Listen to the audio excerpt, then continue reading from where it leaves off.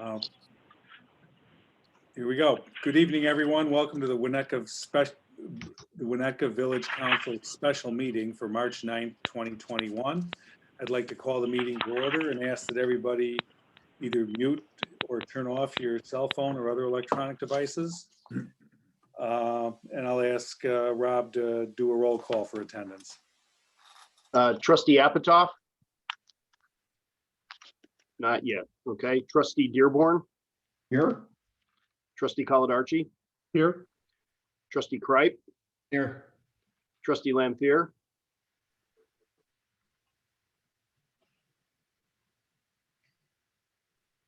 Trustee Lampier? You're muted. Can you hear me? Yes. There we go. I'm here. Sorry. Okay. I pressed the wrong button to unmute. I'm No here. worries. And Trustee Swerk Here. and President Rins. Present. Okay. Item number 2 is public comment. This is the time of the evening where anyone from the public can address Village Council on items that are not on the agenda. So if you're here for the 688 to 694 Green Bay Road item, that's what's on the agenda tonight. So anybody who's not here for that is welcome to share their thoughts with us now. So President Rintz, we have one member in attendance in the meeting in council chambers, and we just confirmed that she does not want to speak on an item not on the agenda. Awesome. And at this time, I would like to recognize the members of the audience that are participating via the Zoom platform. If you would like to speak on a matter not on the agenda, would you please use Zoom to raise your hand at this time, and you will be recognized. I see no hands raised, President Rintz. Okay, sounds good. We'll move forward. Item 3 is the main course for the evening. Ordinance number M6 2021 688 to 694 Green Bay Road, the Walden. Preliminary plan development for introduction. Excuse me. Tonight we are considering the introduction of an ordinance granting preliminary approval of a plan development for the Walden condominium project. Given the subject matter and the virtual meetings limitations tonight, the order of presentation will be as follows. First, we'll start off with Community Development Director David Schoen. Will provide us with a brief presentation. Next, the developer Rick Swanson will present his proposal. Then we'll go to public comment after that. And finally, you guys will get your chance at the trough, and we'll have the opportunity at that point for questions, comments, and deliberation. So what we'll do, and just a quick history lesson, if you guys remember, we saw this, about 18 months ago now, right? Almost 2 years. And sent the developer off on his merry way into our new plan development process. He went through the process the first time unsuccessfully, spent some time listening to village staff, to residents and other various people, and came back with another proposal which went through the process yet again. It's been through the design review and the plan development commission twice now, so they're getting good at it. And I'll let David kind of fill in the blanks on how those meetings went. So David, you want to go ahead and take it from here? Yes, thank you, President Rintz. Presentation here, share my screen. Good evening, council members and President Rintz. As President Rintz indicated, tonight we'll be considering approval document for the Walden plan development, both preliminary plat of consolidation and a preliminary plan development with a few exceptions, which I'll go over during the presentation. Very quickly, the site is located on Green Bay Road between Pine Street and Westmore. One parcel is vacant. The other has a single family home on it. The site is about 1/3 of an acre in size. To give you some context or as a refresher, Immediately to the north is a residential building that contains 2 units in it. Then north of there is an older townhome development. And then north of that is a condominium project. To the south, immediately to the south is 680 Green Bay Road, which is a condominium project. And then to the south of that is Winnetka Muse. West of the site is single-family residential homes, and these are the 2 properties immediately to the west. The property is zoned B1 multifamily, which does allow townhomes and multifamily structures. The properties to the north are zoned B1, the properties to the south B2.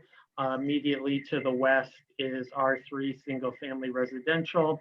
And then there's R5 to the east. Immediately to the east is the Green Bay Road right-of-way, and then the railroad. Quickly regarding the planned development process, this slide shows the major steps in that process. This evening, we're at the preliminary plan review. First, would just like to remind you of the Village Council's concept plan review stage. When the council reviewed the project, the design that you reviewed was fairly similar to what the Design Review Board and the Plan Development Commission originally reviewed. It was a 4-story condominium building with 12 parking spaces, 6 units on 3 levels, and there was a rooftop community lounge and outdoor area. There were also surface parking spaces at the rear. During the concept plan review stage, which is intended for the council to be given an opportunity to give an applicant some initial thoughts about the proposed plan development, the council indicated that they wanted the applicant to pay consideration in terms of the impact of the development on the neighbors, in particular the height, wanting to make sure there's adequate stormwater installed, and that other issues such as parking and driveway access be looked at closely. And the council also strongly encouraged the applicant to communicate with the neighbors. So during the preliminary review process, the Design Review Board and the Plan Development Commission provide the council with recommendations regarding the project. The process started with the Design Review Board, and I'll start with the original design. Later on, I'll compare the original design with what's now before you. Again, in summary, the original design was a 4-story building with 6 units, an outdoor roof deck on the east side of the building, and then access to a lower level garage that came off the back of the building. During the design review process, they considered it at 2 meetings last summer. Those that had concerns regarding the project expressed concerns regarding the size of the building, it being too tall and massive, concerned about the additional impermeable surface and stormwater impacts, concerned about construction impacts on neighboring properties, and also had concerns about the impact of the driveway that went around to the rear, both in terms of noise and light. After considering the application at 2 meetings, the Design Review Board found the project was very well designed and thought through. They did make a recommendation as part of their recommendation of approval that the applicant reduce the height of the building about 1.5 feet, being the main portion of the building or where the parapet wall is at. It then went on to the Plan Development Commission.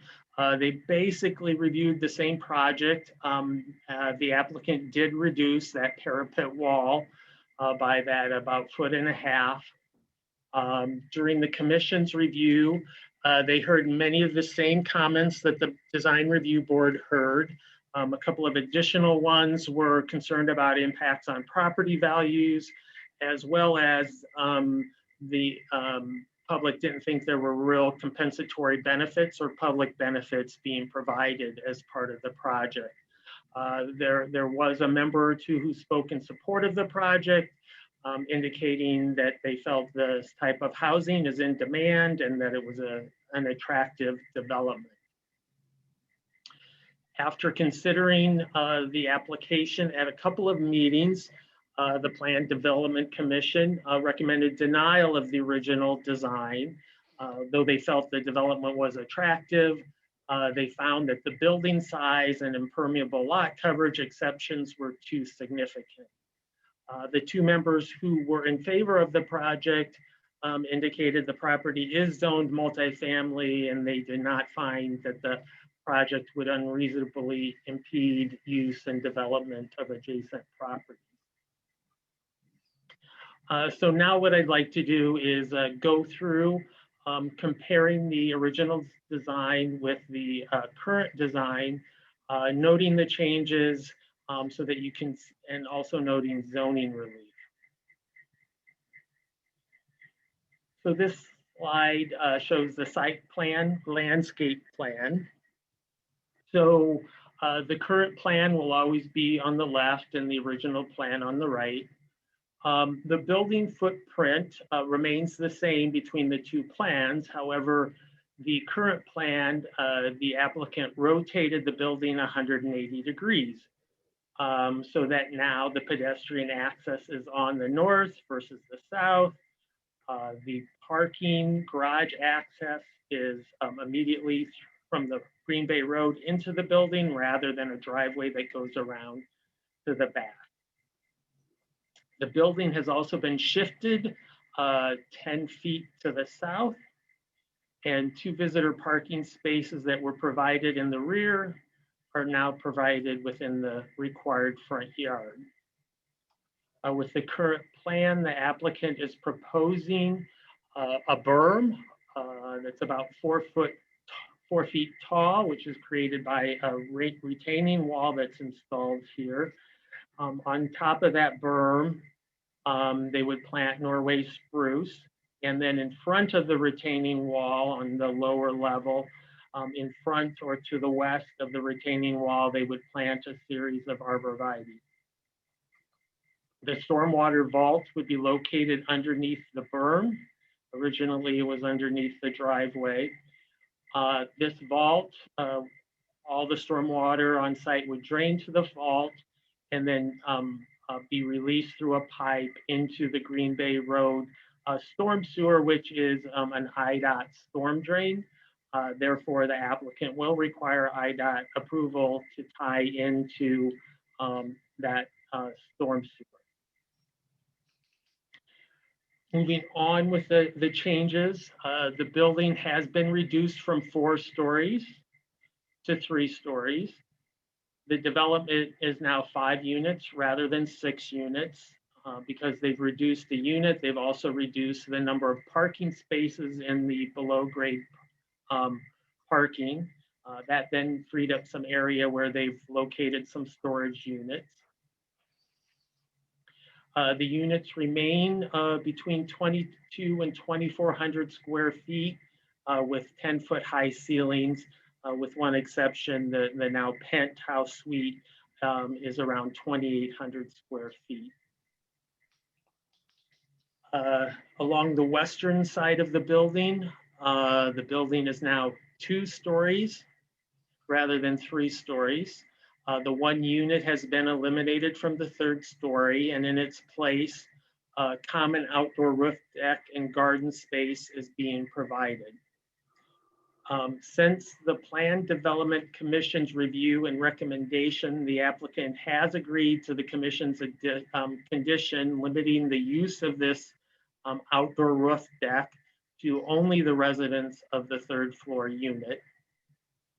2 storage units that had been on the 3rd floor have been relocated to the garage, and the third floor unit has been enlarged while still staying within the same floor area as the original design.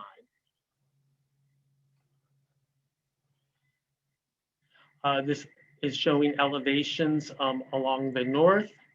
As you can see, the main entrance is along the north now, and you can see how that fourth floor has been eliminated, and the third floor, it's been reduced to 2 floors on the west side of the building. And then the other side, you see the south building elevation showing a similar change. In your packet, the applicant has also provided renderings. There's renderings of before the original and the current design. In terms of the access now off of Green Bay Road, the applicant has designed it such that he can provide an accessible parking space along with another guest parking space. To achieve the necessary slopes for the accessible space, he has had to provide a driveway that is fairly steep. The village engineer has reviewed it and has found it acceptable. And then during final plan, we'll just have to take careful consideration of landscaping and some grading in that area to ensure that there's proper sight distance as motorists come out of this area.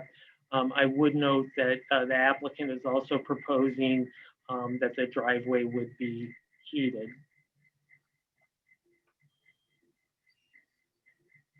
So the design review reviewed this amended plan in January after hearing from one member of the public that expressed concerns regarding height and impact on light and privacy. The commission discussed the application. They continue to find it an attractive development and felt it met their guidelines, and therefore recommended unanimously the approval of the design of the project. After the board's review, it went back to the Plan Development Commission, still needing some of the same zoning relief in terms of height, floor area ratio, exterior wall articulation, and principal roof form. It no longer needs the maximum impermeable lot area exception, given that the driveway has been made much shorter. But in its place, it now needs a front yard setback variation because parking is now, surface parking is now placed within the required front yard. As you can see in the table that was provided in the staff report, though they still need the height and floor area ratio variations, the revised plan has reduced the degree of those variations. The applicant also, with the amended plan, proposed an alternative compensatory benefit, and that is making an $18,000 donation towards a village electric vehicle charging station. We presented this image to the Plan Development Commission, indicating that we already have one in the post office lot. We're looking to install EV charging stations in the Lincoln Avenue lot this summer. And that one potential location we have been looking at is the Pine Street lot, which is in fairly close proximity to the proposed development. So on February 3rd, the Plan Commission held the public hearing on the amended plan. They received written comments as well as hearing from 8 members of the public during the meeting, again, expressing similar concerns that were expressed during the original project. However, the commission found that the applicant's changes and responsiveness to the concerns of the commission and what they heard the neighbors say, they felt that the project now met the standards for approving a plan development and granting the associated exceptions. And the commission voted by a vote of 7-0 to recommend approval of the zoning and subdivision relief, including the one condition which the applicant has agreed to, and that is the condition regarding the third floor rooftop garden only being used by the third floor residents. So this evening for your consideration is introduction of an ordinance approving the preliminary plat and plan development with the exceptions that have been identified. The conditions listed in the ordinance are the one regarding the rooftop deck, the donation for the EV charging station. Also, the applicant has indicated they will provide a charging station on site for their residents. And then there's a standard in there regarding the installation and maintenance of landscaping. The applicant will have 18 months, which is per code, to submit a final plan. Would note, as we did in the staff report, that we had received one written formal protest. We have not received any additional written protests, and therefore it appears there's not enough property owners to require a supermajority vote of the council on this item. And that concludes my presentation. Thank you, David. Next, we'll let Rick Swanson tell us a little bit more about the project.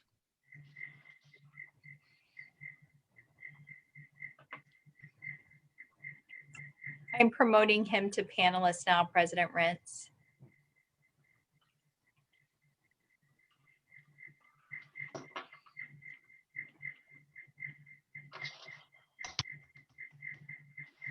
Hello, President Rentz. Can you hear me okay? Yes, I think we all can hear you. Oh, good. That's refreshing because it hasn't been that way for a few times in this process. So it helps to have a new mic and camera. It's a pleasure to see you all again, most of you anyway.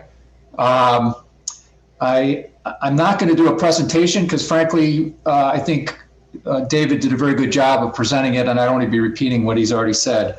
But I do want to just relate to you that while it's been an interesting process, it's one that I'm used to because I've been doing it for a long time. And I recall when we first met, I like to say it was a year and a half ago, and I believe that's what it was. It was July of 2019, I believe. While there was favorable comment from council members, the one key thing that was expressed was that we make an effort to work with our neighbors and communicate with them. And I'm pleased to report that we have done that. Like a lot of these processes, it always isn't a perfect process. It isn't always a perfect situation, but in time, things tend to work themselves out. And as a result of that dialogue and as a result of working with the Design Review Board and with the newly formed Plan Development Committee, and of course staff, we were able to get to a point where I think we got a plan that I think most people were comfortable with.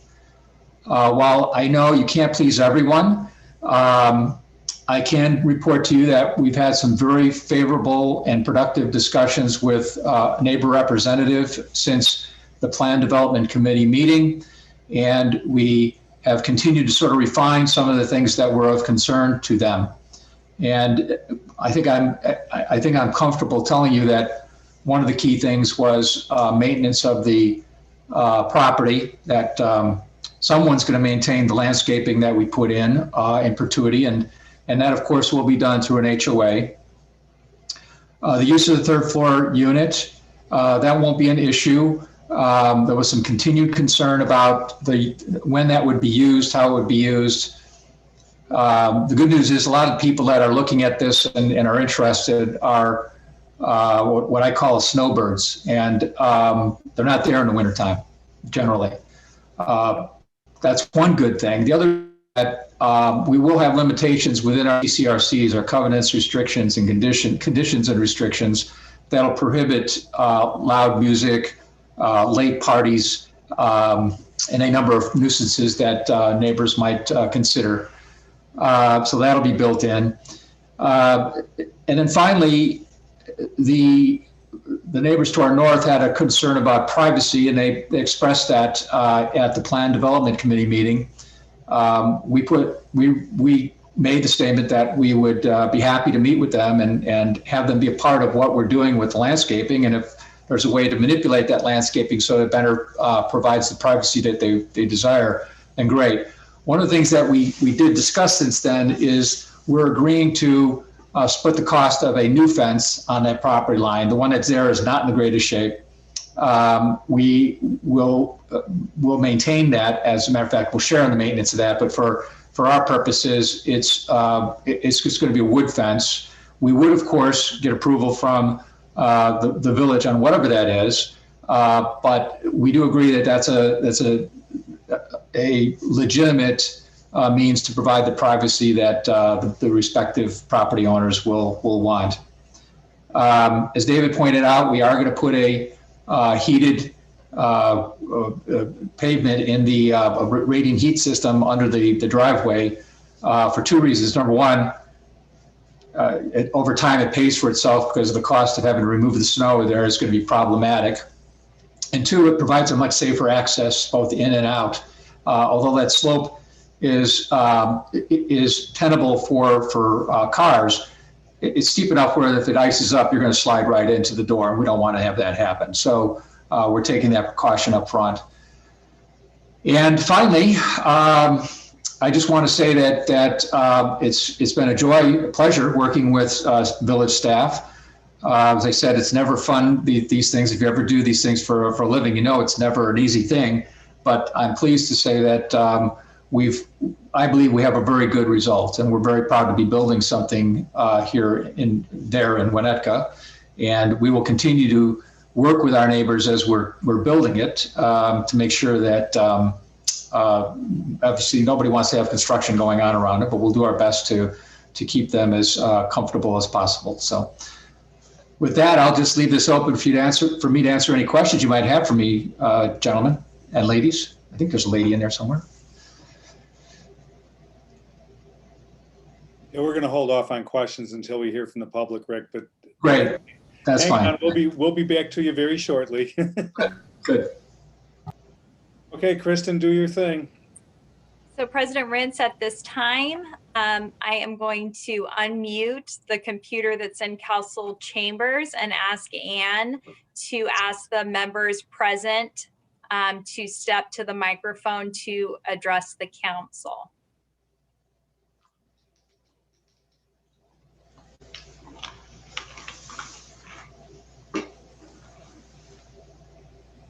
Okay, council chambers, you're unmuted.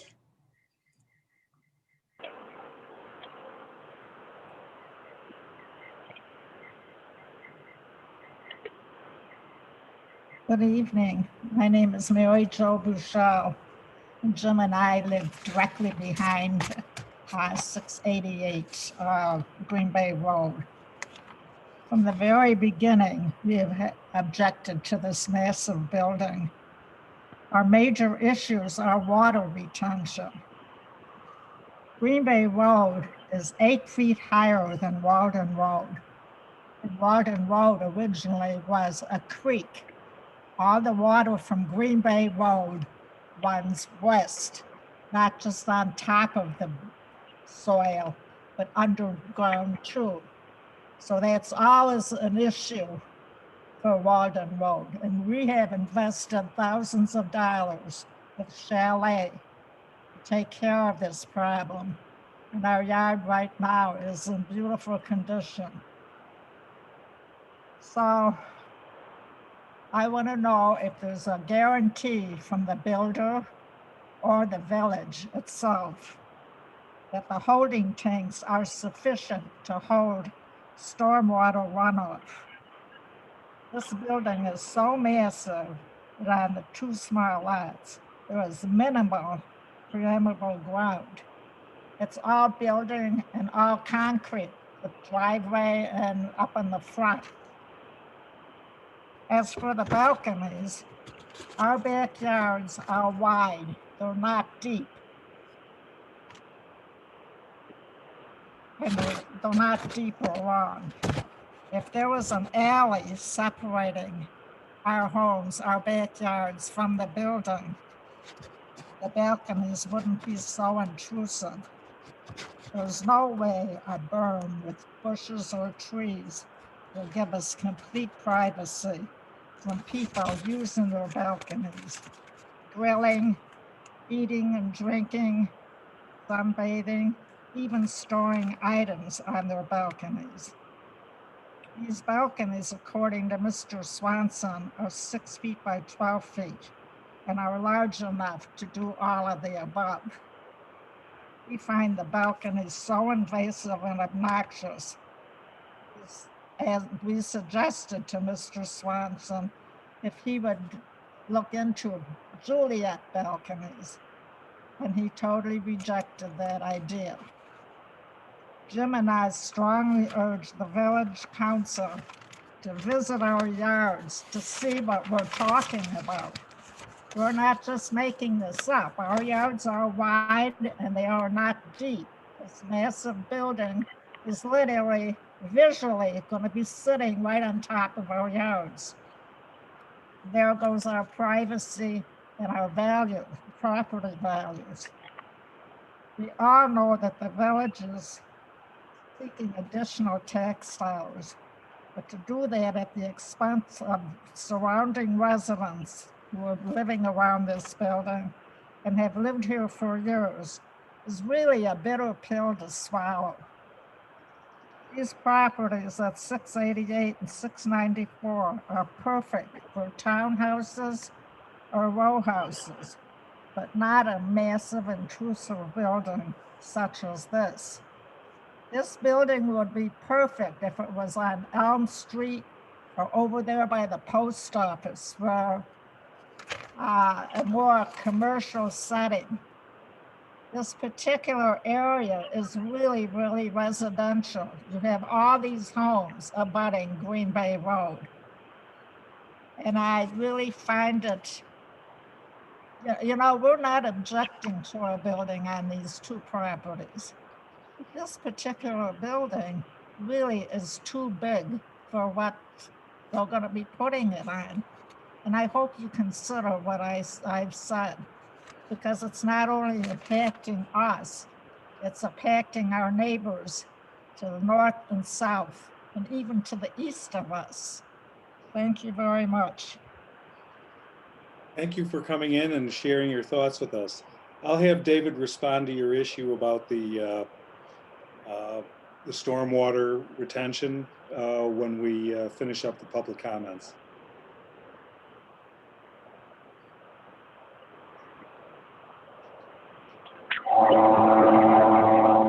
Are there any other public comments in council chambers?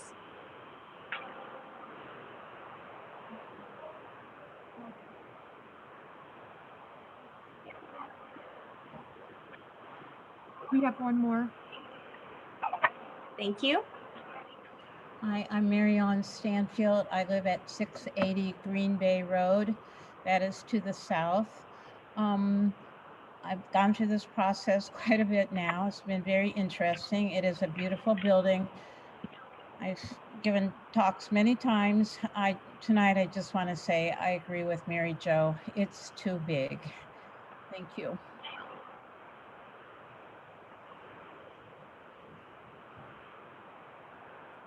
Thank you. Next, Kristen. So at this time, we'll recognize members that are in the Zoom platform. If you would like to address the council and make a public comment, if you could please raise your hand at this time. Recognizing Brandy.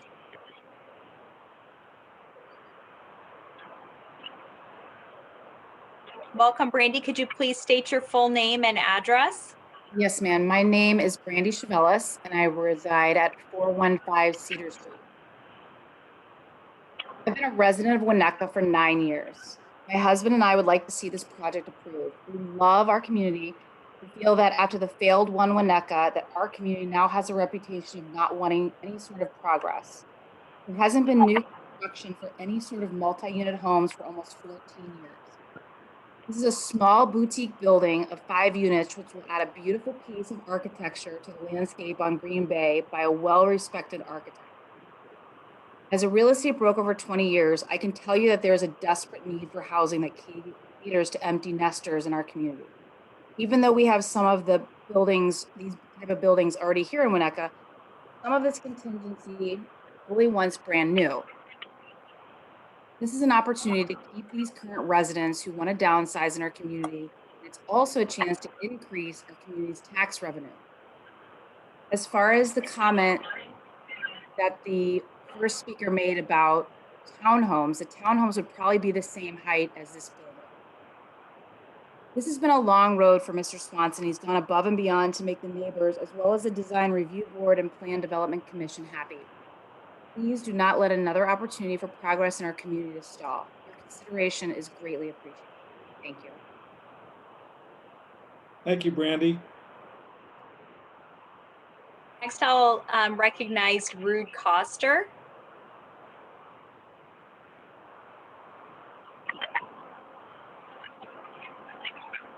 Hello, can you hear me? Yes, could you please state your name and address?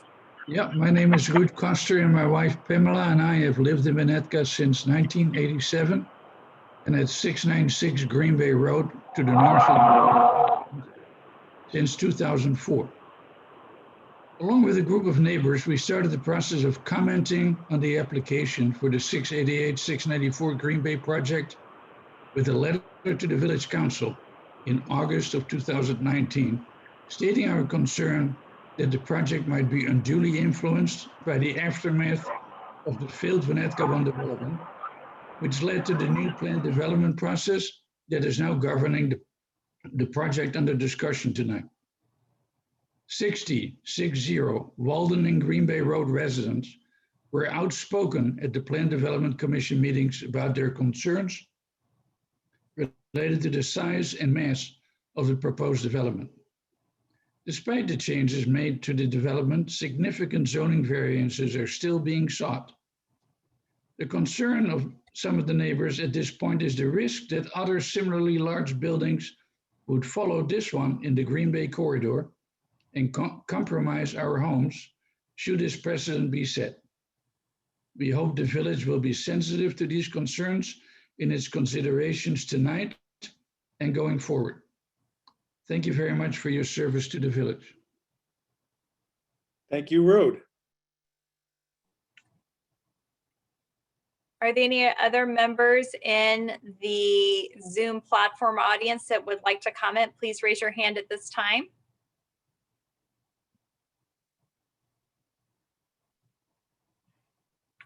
Seeing none, we do have one member of the audience dialed in by phone. Phone number ending in 8468.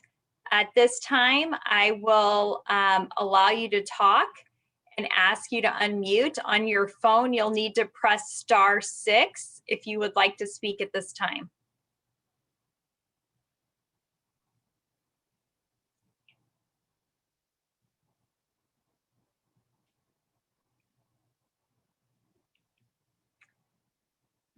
The caller has remained muted, President Rentz.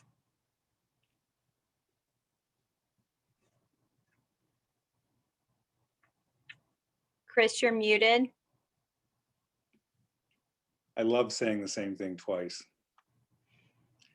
Since we've heard from the staff, we've heard from the developer, and now we've heard from the neighboring community, it's time for you guys to fire away. Questions for David, questions for Rick, questions for Peter, questions for everybody. I see, John, you got your hand up there. Go ahead. I think great presentation from David. Good job working with the client or working with Mr. Swanson. First time going through the PUD process, seems like it's moving along. Only two questions I have for David, I think. With the one handicap stall and one parking space, what is the requirement for visitor parking in that district, or what is the requirement?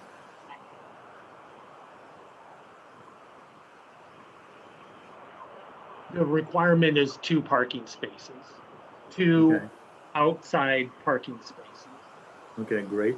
And then, because I'm pretty sure that at night you cannot park on Green Bay Road, correct? After midnight or 10 o'clock or something?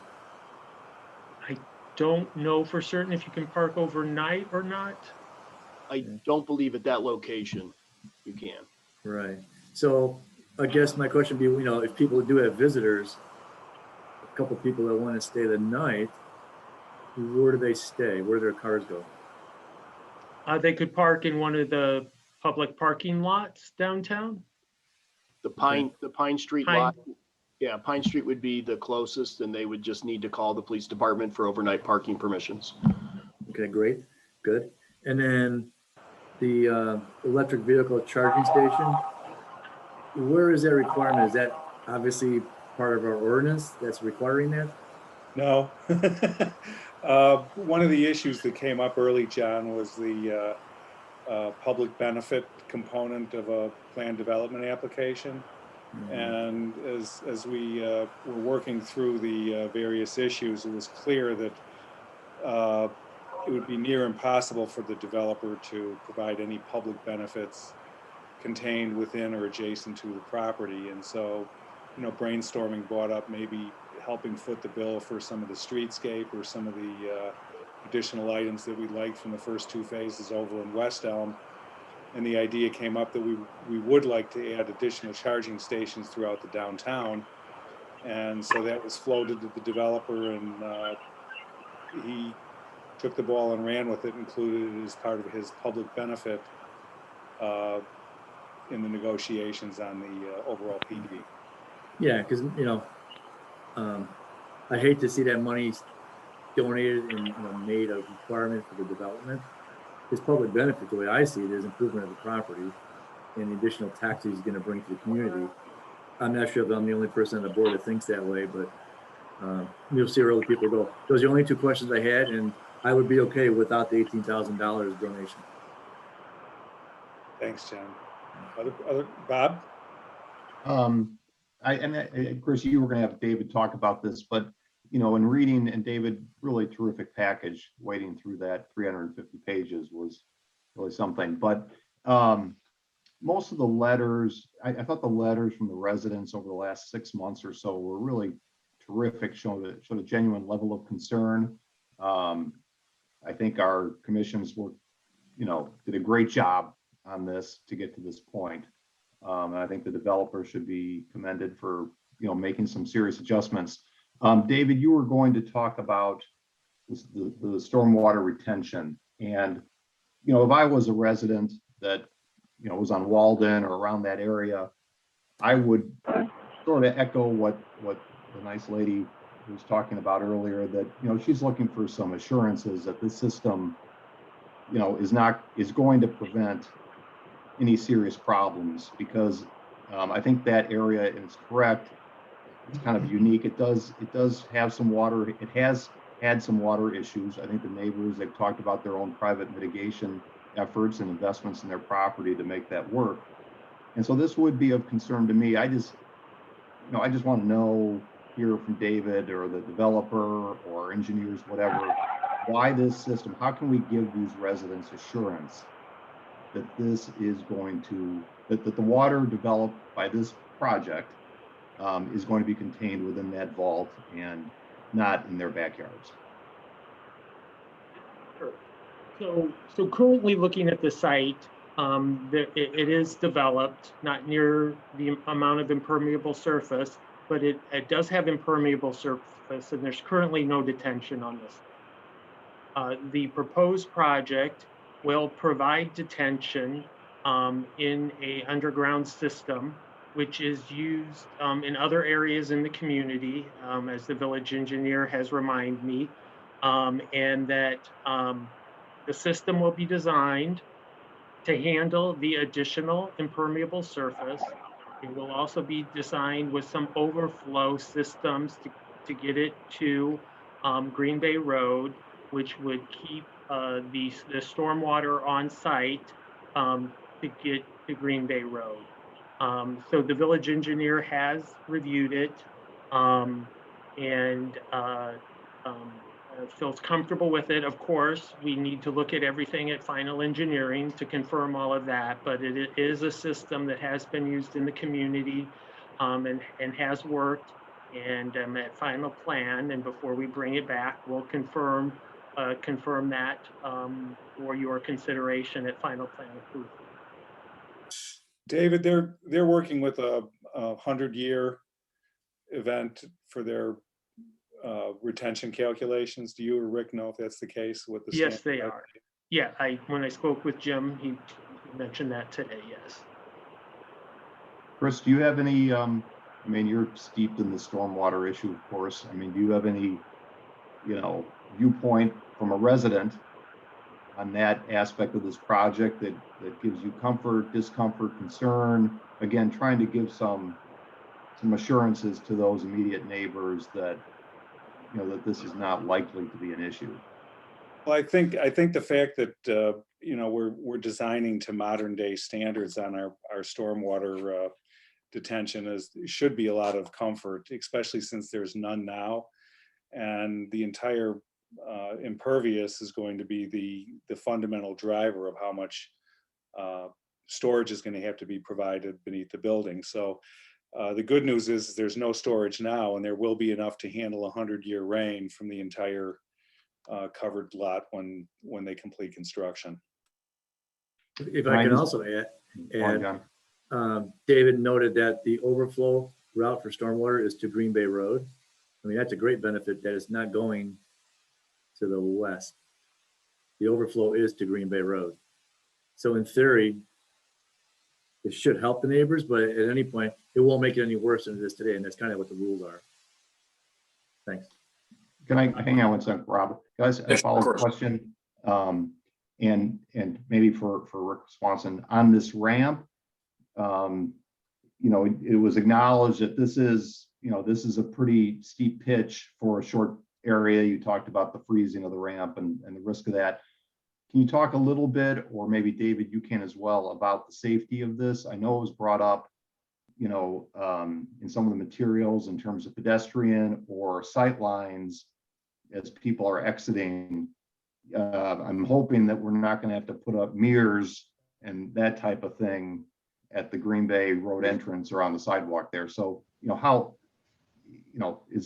how's this actually in practicality going to work as someone exits that lot? I can answer that if I may. Number one, we're allowed up to 22% before it starts to get difficult for a car to handle that incline. I believe we're at, I don't have the information, but I think it's either 11 or 15, David. I can't remember which one it is. I think it's at any rate, 15, right? Okay, at any rate, that, in terms of sight lines, we won't have an issue with that. I will tell you that we've intentionally planned the landscaping and the slope and the view corridor so that you can see in both directions. There's certain requirements we have to meet to be able to do that. My concern is not just Green Bay Road, it's also the sidewalk. Kids riding down the sidewalk, mothers walking their babies, that kind of thing. That would be my biggest concern, frankly. And we took all of that into consideration in designing this. And it was a little interesting because we also needed to take into consideration that you don't want to look at garage doors or have the appearance of a 4-story building at that point. So we think our landscapers, with the combination of the retaining walls and the way we've positioned the landscaping, we'll be able to we'll get our cake and eat it too, so to put it bluntly. And there's one other comment I want to make as it relates to the drainage. This site currently is on a ridge. The water runs, half the water runs to the west and the other half runs to Green Bay Road.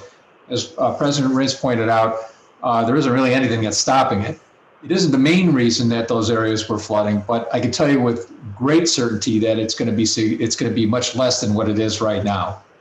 And the way it's designed with what I call a cistern, but it's really a holding tank, is a very clever way of avoiding a detention area that's full of mosquitoes and it's wrought with maintenance issues, and it just becomes problematic.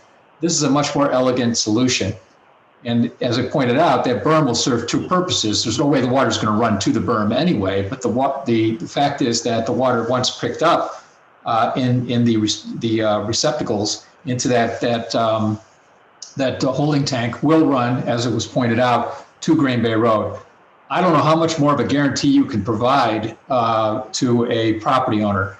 And I will tell you that if there's any one concern that's raised other than traffic, it's detention.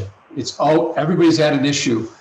Walden Lane was basically a riverbed at one point, so it's going to have issues. And I applaud the fact that this neighbor that spoke was able to resolve it.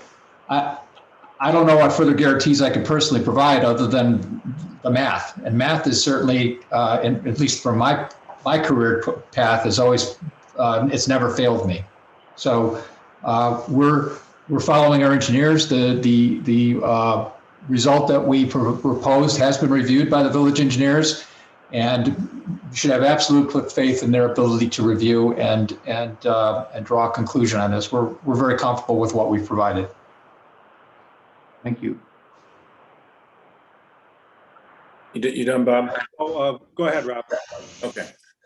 Couple questions. One, I'll go back to the driveway.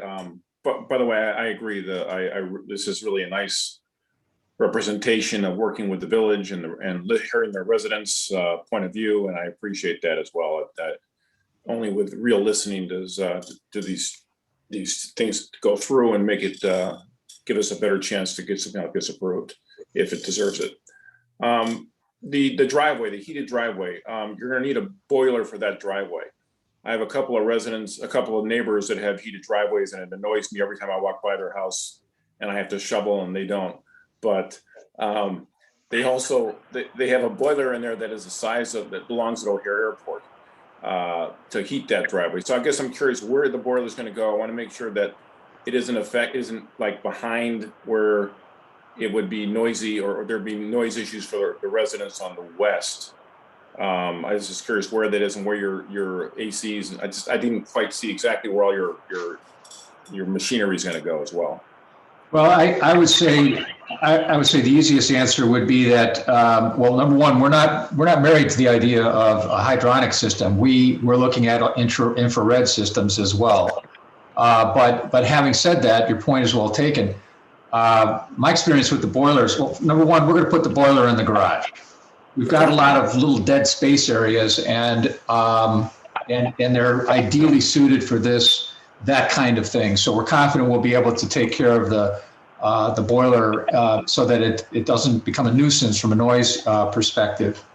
But we haven't made up our mind whether it's going to be hydronic or it's going to be infrared or electric. That's fine. Yeah. Okay. Rick, where's all of your equipment going? Well, number one, all of the heating and cooling units are going to go on the roof and they'll be screened. You won't be able to see them from any perspective.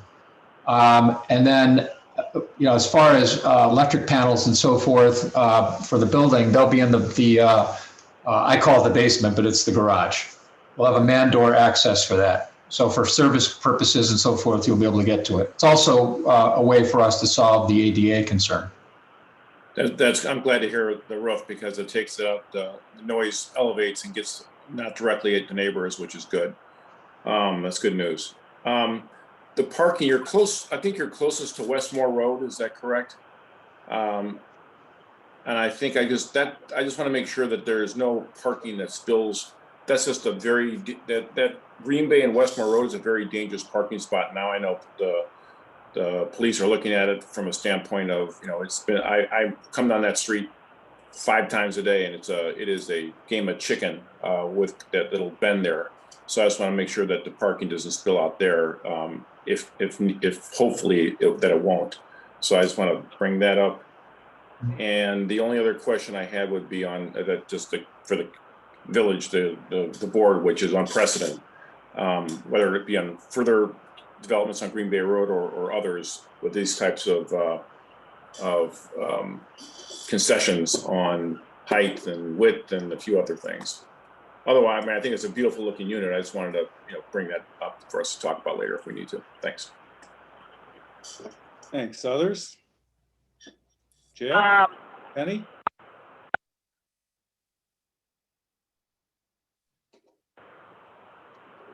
I have a question. Can you hear me? Yes. Okay.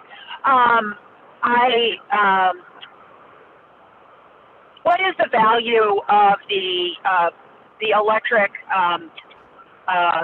station, you know, at a charging station? 18 grand. Just thinking about the point that John made relative to having it, you know, run toward the lot. I'm intrigued by the system that has been proposed in terms of the stormwater detention. But just wondering if that money could be put towards improving the conditions in terms of the stormwater runoff and flooding on Walden. I don't know. I mean, our value might be better on the electric charging station, but just thinking about what can we do to make, you know, Walden is, they have a difficult time. And if it would make sense to put that money towards there. So that's just a question. I don't know if it's a possibility.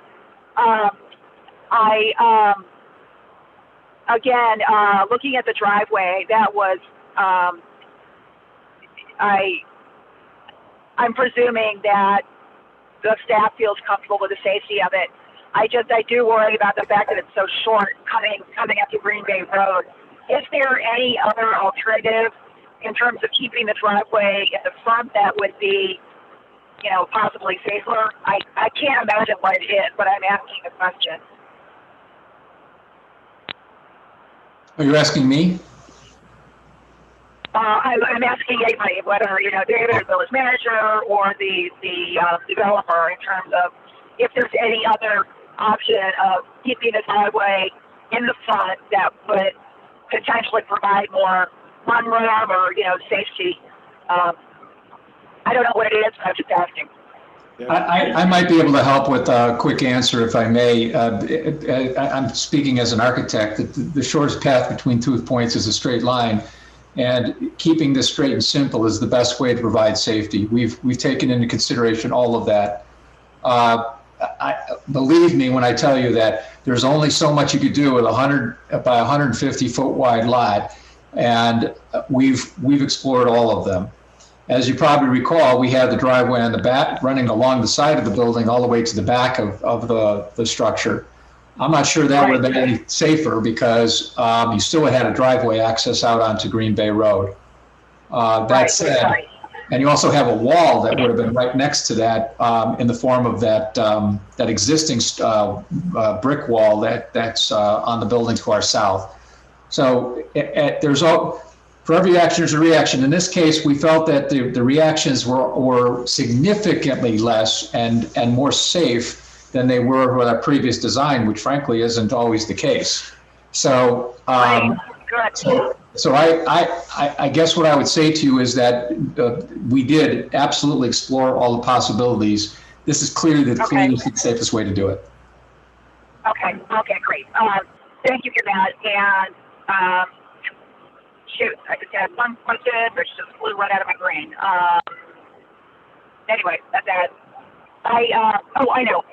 Relative to, I love the solutions that you have relative to the west side.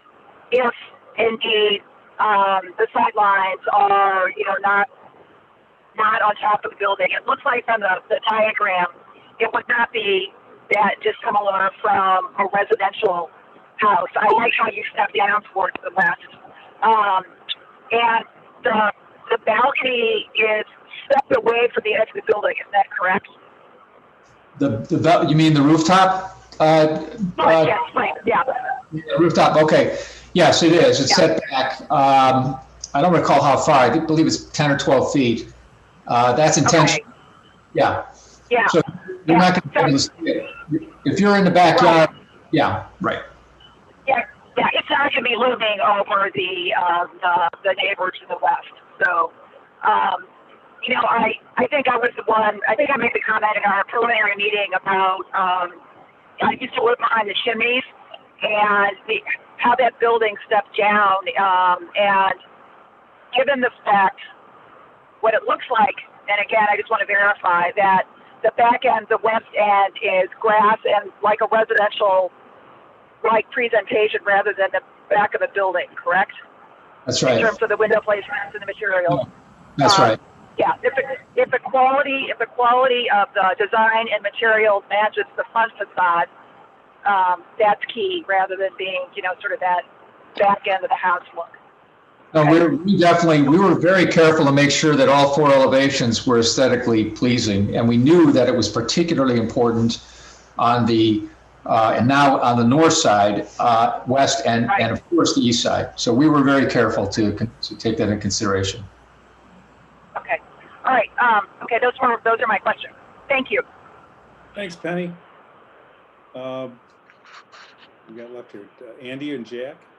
Yeah, David, a quick question.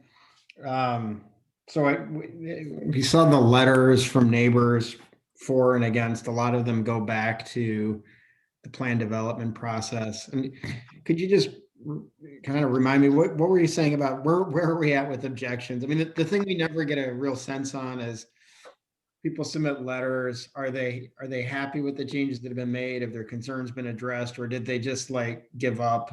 And so can you give a little color around where we're at in terms of, obviously I know the neighbors immediately behind are still concerned, but I'm, any sense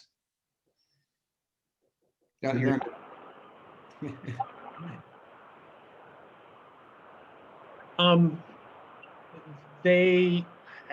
How I would say is that they find it's an attractive building. There have been some improvements made, but they still have similar concerns in terms of those who have who were there at the original and concept plan. I'd say that would be the most accurate representation that yes, there have been improvements, but they still have concerns regarding the height and size of the building, that they would prefer something else. Can you walk us through again the objection process? And because it sounded like how many objections did we get, and how many are required to trigger the majority requirement? We received 1 objection, and we need objections from 20% of the property owners within 250 feet of the property. We haven't calculated that yet, but there are more than 5 property owners that would be within that area, many more than 5. And so with just 1, it wouldn't be sufficient to require a supermajority. Gotcha. And that whole objection process, there is notice that goes to each house within the 200 feet? Well, there was a notice that went to all the property owners. There wasn't a notice about filing a formal written objection. Gotcha. We did share that information with a number of the neighbors, including some that are here this evening, in terms of what that requirement is. We provided them with the written form that we find acceptable to submit a written objection. And as of 5 o'clock this evening, which was the deadline date, we had received. Okay, thank you. And I don't know if we're into discussion, but that was all I had for questions. Oh, we're open for discussion. Let's just go at it. Oh, well, I had one, Andy, can I ask one question to follow up on your question? David said there was 1 objection, but I heard there was a number like 60. Was that, did they have to re-object after the plans are resubmitted? I'm just confused. Yes, there's a difference between people signing a petition from a formal written protest, which the code has certain requirements regarding. And Peter, if you want to elaborate any further on that, but the code states it needs to be witnessed and notarized. You have to specifically identify yourself and that you're a property owner. You have to specifically identify what you're that project you're objecting to. So to meet a formal written protest, there are certain things you must meet rather than just signing a petition that someone routes through. So just my comments, I liked this project when it was first presented. I still like the project. I think it's a very attractive project. Green Bay Road is a large street with larger buildings. I candidly don't see this as being out of scale with the other building on Green Bay Road. There was a comment about building it more like on Elm Street or something. I live on Elm Street, corner of Elm and Maple. I have larger buildings with balconies because of the way there's a hill behind me that sort of look down. Trees grow up. You know, if I wanted to buy the block next door to me, I suppose I could try to do that. But the reality is, this is a town with some density to it. And I think the best thing we can ask for is for property owners and developers to do what Rick has done here, is try to engage people. And, you know, I think the quality of what we're seeing here is as good as it gets. I think it'll help with the stormwater situation. I do understand the concern about something new going up in your backyard. But I think it's I really think it's something that we need in this town, or buildings like this. And as far as, you know, comments or concerns about why we do things, you know, we don't work on commission. In fact, we don't get paid at all. So I don't give a good goddamn about how much tax money it brings in. Don't care about the impact of One Winnetka. If I really cared about what people thought about my opinions and votes, I never would have signed up for this job. I just want to do what's right and what's fair. And so that's why I really encouraged Rick, you keep doing what you've been doing. Listen to neighbors in the construction process. I know you know very well that that's always a challenging thing. And I have confidence based on how you've approached this so far that you're going to handle that really well. And to the neighbors that are going to be disappointed with this, I'm sorry that is, you know, I think the best steps have been done by the lower boards to try to mitigate those concerns. But at a certain point, you know, this is a piece of property that is owned by a private landowner who has a right to develop it. And we want to see that kind of development. So that's where I'm at with it. But I really appreciate all the letters and I do get the concerns. I just, I think this is the right kind of project for Winnetka. Jack. Is there a chance that the people who signed the petition think that they did the formal objection? No. Careful. And are we worried about that? No, we went through this in One Winnetka, and the process for filing an objection is pretty straightforward. Go ahead, Peter. I was going to say, David, I think David's had conversations with, thought some of them about the differences between what actually a formal protest is. Yeah, no, I see the difference. I mean, now it makes sense to me. The one formal notarized objection at the end of our packet, and all the other ones beforehand. And I noticed that there was nothing from October until that formal objection. That's because it's not relevant until it gets to you. So the deadline for an objection to be filed is 5 p.m. on the night of the council meeting at which the plan development is considered. So it would have been, normally they come in, you know, right around the time that the it's going to be on a council agenda. Okay. Okay.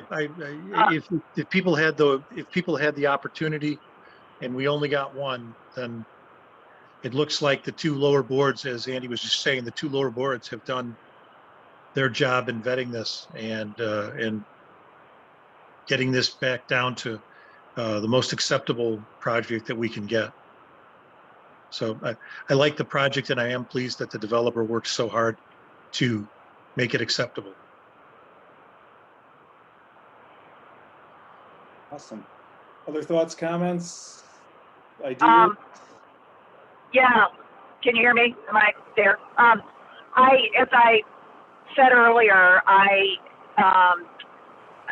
to me, this is the right kind of development for Green Bay Road in terms of you know, four stories along Green Bay is fine as long as it steps back to residential scale in terms of what the experience is of the neighboring residents, single family residents. So, you know, I think they've done, as far as I can tell from the preliminary drawings, an excellent job of meeting that challenge. You know, my experience of living behind the chimneys was, in fact, it provides a great block from Green Bay Road. It you know, it mutes the sound. It's almost like a sound wall. So it actually helps screen the sound and experience of Green Bay Road to Walden Road. But again, the most important thing is a high quality material. Is it a pleasing design that's facing the single family residences and the other buildings? So trusting the design review board, who knows more about it than I do, and the work of the Plan Development Commission, you know, I think this checks the boxes. The most important mitigating factor, of course, being the stormwater. Again, it seems like there's a very creative solution that I would love to see improve, not just, you know, not damage the runoff to Southern River, but actually improve the situation for them. So at this point in time, given that there hasn't been any more of an objection from the neighbors, I would have liked to understand a little better if people are satisfied with it. But, you know, again, not everybody's going to be happy. So anyway, on balance, I am in favor of moving forward with this. And again, if we get more city input about it, I'd be willing to listen, but that's where I am right now. Thanks, Penny. Go ahead, John. Yeah, the only, you know, obviously I think it's a great project. Rick's worked well with it. And for the record, I never talked with Rick or anything about this. Is there any appetite from the council about this $18,000 donation? I think, you know, we're trying to work with developers coming into the community. You know, all he's gonna do is pass this money on to whoever buys the unit. I don't see the point of the $18,000. Maybe I'm the only person, and that's okay. I just have to bring it up. Yeah, it's a good point, John. You know, but public benefit is part of the code. Right, but the public benefit in this case, if he can prove that he's helping stormwater of the Walden neighbors, can you do that? You know, I would support that. I don't think you can, John. You know, you can't do a lot with 18 grand in storm. Well, but it's still 18 grand out of a developer. I'm okay either way. I just thought I'd bring it up, get it off my chest. Yeah. Yep. No, I agree. If we can put it towards the property and direct adjacent problems, that's a good idea. If it can be done. If I may, I'd like to just say something, Mr. President, if it's okay. Go ahead, Rick. I have no issue with I mean, if I would love to not have to pay $18,000, but I think there might be a way for us to get our cake and eat it too. I like the idea of this electric charging station. It's meaningful to me because I think electric cars are sort of the wave of the future.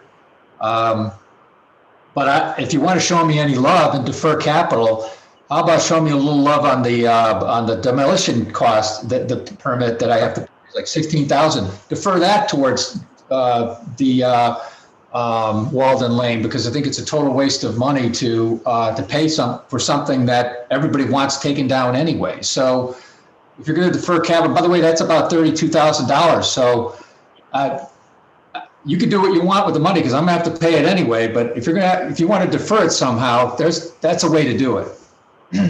I don't think we're in a position to talk about deferral of fees, and I don't No, know, it's not a conversation we're going to took a shot, okay? I took I give you credit for trying, but not going to happen. So, Chris, I think it's an interesting conversation on the public benefit. John, I'm glad you're getting these things off your chest. I feel like these meetings are good for you right now. But it is part of the code. Though it's a squishy, you know, Chris, it is a kind of a squishy concept in terms of, you know, how much, is it a percentage of something? You know, when we were looking at One Winnetka, the public benefit was a bigger project. it was a bigger amount, it was a more expansive public benefit, but we should probably, not here. I like this idea that Mr. Swanson's talking about, but I think we should probably try to define that a little bit better going forward. Waiting for the comp plan so we can clean up a lot of stuff, Bob, for sure. Okay. So anyway, but I'm in agreement with the group here so far, at least. You know, I think this is a nice project. I think they've come a long way. I really think that our fellow residents involved in these commissions, you know, Design Review Board, Plan Development Commission have done a great job. I think the developers, you know, made some strides, definitely. I think that we're not hearing, I did speak with some other residents on Walden. You know, I don't think we're hearing from some of those that were most vehemently objecting, because I think they've, you know, they may not love it, but they've come on board to some extent. And I think that they're not here, they're not at this meeting, generally speaking, in a mass group, you know, speaks to that. And Andy, I think was kind of your point. I mean, you know, if there was, we've had other meetings where things like this, where people show up in droves, and, you know, we're not having that right now. So I think that says something. You know, I think there is a demand for this kind of housing in Winnetka. I think this is good. The other gauge I use, Bob, is how much dog poop I find in my yard the next morning. Not from me, pal. You need a reverse electric fence. Oh my God. Hey, Chris found my street sign broken off, so I don't know what I did last week, but I must have done something. It's a private road. It's fair game, Rob. So. Exactly. All right, any other comments, questions, add-ons? All right, well, let's see where this thing's gonna go. Would anybody be interested in making a motion to introduce ordinance number M6, 2021? So moved. Second. Rob, roll call vote, please. Yes, I wasn't able to pick up who made the motion. John. Work John, and, got you. Okay, and Cripe. got you. Trustee Swerk, Yes. trustee Kripe, Yes. trustee Caladarchi, Yes.